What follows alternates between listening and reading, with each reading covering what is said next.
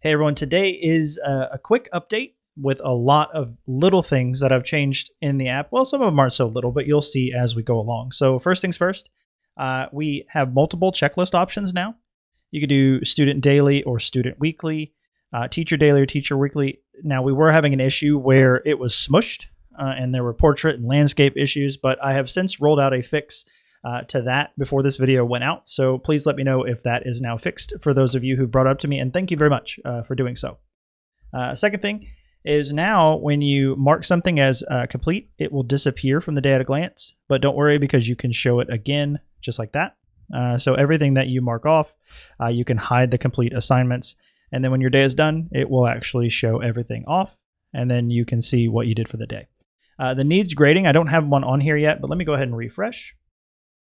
Because now you will see that you can input the score directly into the needs grading, which is great. You don't have to click on something and pop it up. It's just one less step.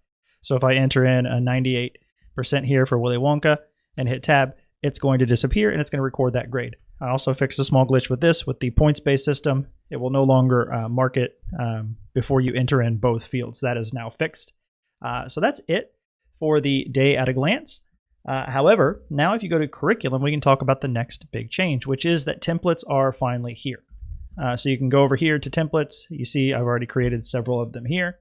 If you go to the course builder and you create a new course, there's some small changes in here as well. So let's just go ahead and choose a subject language. We'll do English, Peter Parker, just choose a few days here. Maybe turn off track credits, create course. So now, I can actually save it and exit. It auto saves as well. So now when I resume a build, this is no longer existing courses, this is resume a build. You will see that English is in there.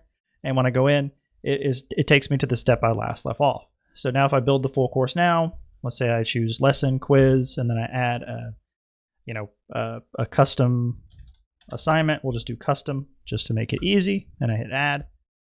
And then I save and exit. Then when I resume that build, it's going to leave me off exactly there, including the custom assignment. So that works. You can keep going through. You know what I'm going to do here? I'm just going to go ahead. And then when you get to the scheduling, all of these are the same. So let's just say start from the beginning. And then I save the course. Now you see this. So you can just save and schedule the course. This is like always. Or you can save it as a reusable template, which will not apply to the student this year. It'll just save it as a template. Or you can do both. You can create it as the course and then save it as a template right here. You could change the template name and then you can save it there. And then now you go over here and now we have English as the course and it has the day, the assignment, the date created and everything else. And you can delete it if you want to. You can also delete these builds very easily just by clicking X. And then it will say it'll discard it and then it'll go away. So there's Willy Wonka. We'll go ahead and discard Willy Wonka. So now we have all the templates, we have the subjects and courses. So yeah, I believe the course builder is now better than it was. Oh, one additional thing. Instead of reviewing your course, now you can actually customize it. So let's do English again. Try to do this even faster this time. Okay, so now I am at the customize your course. I put in some course details here.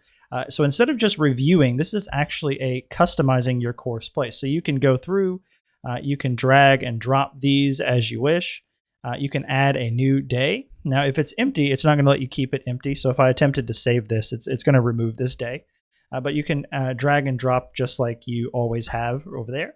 And you can create, custom courses. So if the pattern, say, gets you about 80% of the way there, you can actually make it exactly the way that you want it by going through this customize your course section. And then when you're ready, you can hit next and then do your grade weighting and everything else and create your template. So that is the example there. The next change we made is to the planner. Go ahead and discard those changes. And I'm going to the planner. Now there's this little button here and it says log day. So we know that there are three main types of planning, which is loop planning, which we're working on. Loop planner, it's going to take a little bit of time because we've built the system off of block planning, but we are intending to do a loop planner at some point in the near-ish future. But then there's also block planning, which is what you could do now. But there's also like delight-led planning. Like, what are we going to work on today? Usually for younger kids. But if you hit log day, this new button, it's going to show you your students, and it's going to show you your courses. Now, if you put in a course and you said schedule later, that adds it to a pool. Well, all of those pool assignments are going to show up in here, and you'll be able to click them, and that's how quickly it will add them as done. It'll just add them to your day, and then if you actually go to the planner, now you can see that all of those things were actually added to today. So if you have a pool of assignments and you don't know how many spelling you're going to get done that day, you don't know how many art you're going to get done that day, you can just add everything you did for that day, and it will track it in your calendar, and then you can grade it or not grade it. It'll just log your day. Everything else works as normal, the traditional schedule and things like that. It's just the logging the day is different if you want to add all of your curriculum in there.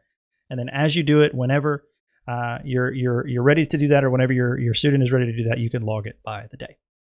The last thing that I will go over in this video, trying to make it fairly quick, is the all-new Gradebook. We completely rebuilt this thing from the ground up.